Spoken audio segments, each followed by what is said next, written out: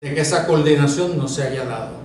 Y en cierto sentido responsabiliza a sectores cubanos y a algunos sectores de Puerto Rico que más que luchar por la independencia estaban interesados en sacar a España para anexarse a Estados Unidos.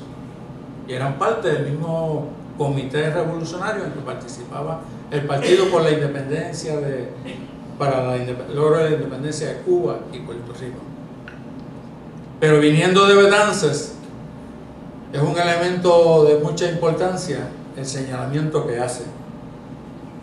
Sí había un sector de puertorriqueños que no quería la independencia, porque la independencia significaba la pérdida de privilegios y particularmente la abolición de la esclavitud.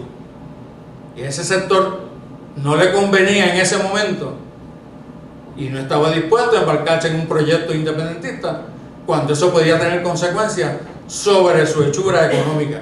O sea que en ese sentido no es totalmente ajena a la realidad el pronunciamiento de Betances. Sí tenía realidad, pero asimismo había otro sector que también entendía que sí se podía lograr la independencia.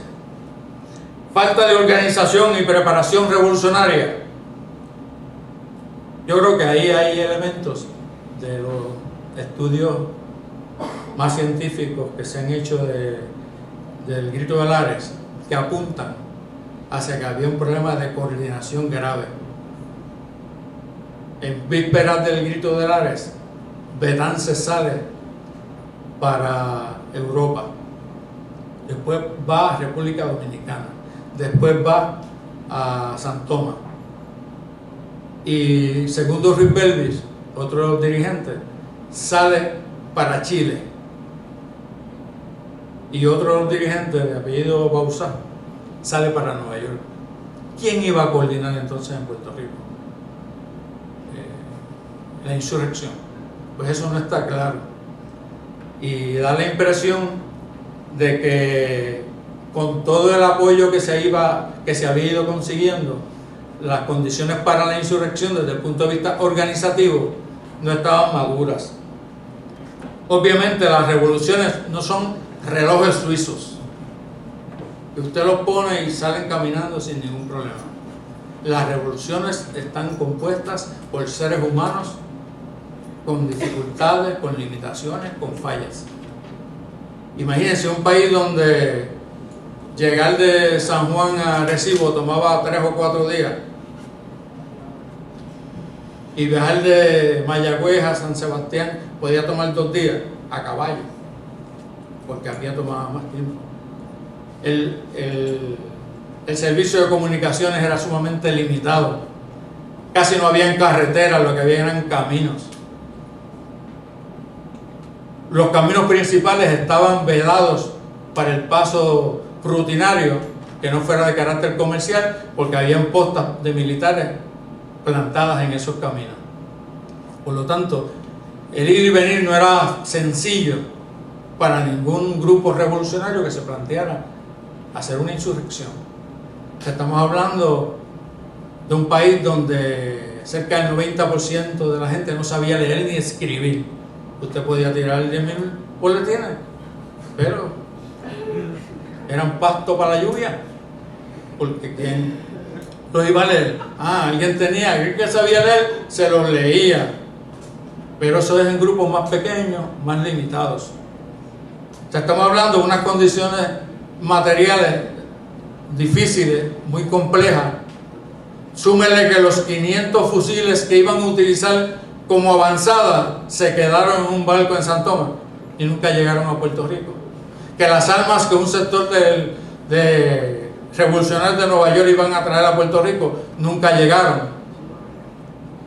y que tuvieron que echarse sobre sus hombros la insurrección de Lares sectores que aparentemente no eran los principales dirigentes. Por lo tanto, el cuadro se nos completa como un cuadro sumamente difícil. Y hay otro elemento que a mí me parece fundamental: el contenido social, que como dije ahorita, me parece que es un contenido social de avanzada. Obviamente cuando se dice derecho para todo el mundo, era para los hombres con propiedad que supieran leer y escribir, no era para la mujer.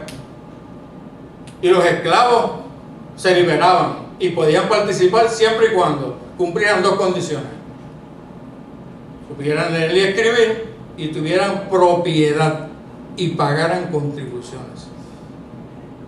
Eso era lo que los revolucionarios de ese tiempo planteaban, porque eso era parte de la tónica del clima existente en Europa y en los distintos países en que se dieron procesos revolucionarios de esta naturaleza. Pero me llama la atención poderosamente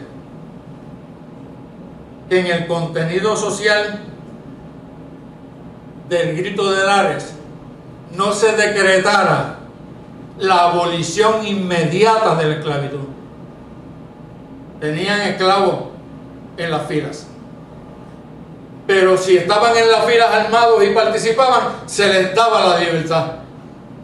Pero a los que no participaban con un arma, ya fuera un machete, un revólver o lo que fuera, a esos no se les daba la libertad. Cosas raras, porque lo primero que hizo Bolívar cuando vio que estaba perdiendo la guerra, porque Bolívar estuvo a punto de perder la guerra, fue darle la libertad a los esclavos. No solo en Venezuela, en lo que hoy se conoce como Venezuela, sino en toda la gran Colombia, que incluía casi 4 países.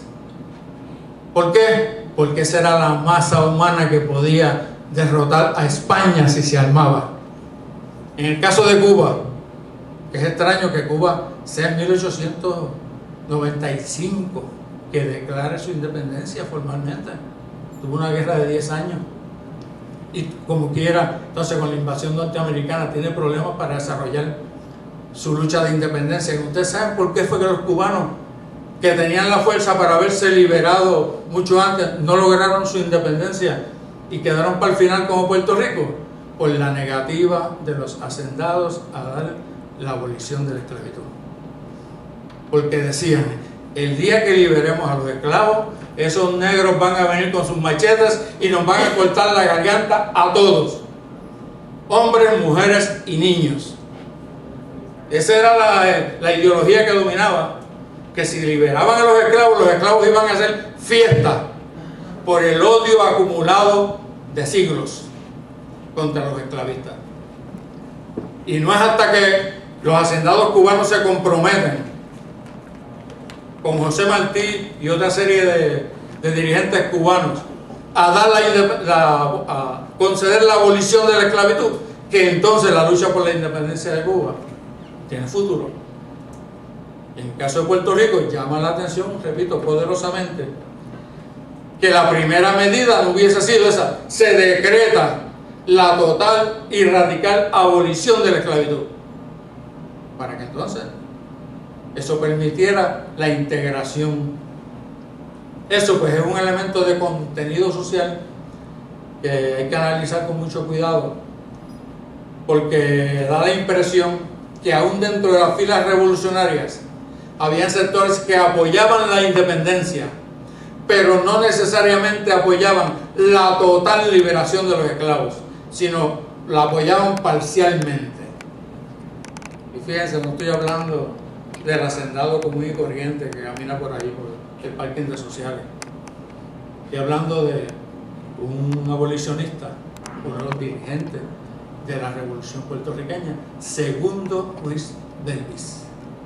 Liberó de los 40 y pico de esclavos que tenía su familia en la hacienda, él liberó 19, pero el resto no lo liberó. Segundo Ruiz Belvis, uno de los principales dirigentes del Grito de Lares. O sea, estamos hablando de contradicciones intraclase, que unos sectores de la clase pueden llegar a un punto, pero otros no necesariamente llegan a ese mismo punto. Y en una situación tan compleja como la que vivían las fuerzas revolucionarias en el Puerto Rico de 1868, todas esas variantes son posibles y afectan de alguna manera la forma en que ese proceso se desarrolló. Con esto lo que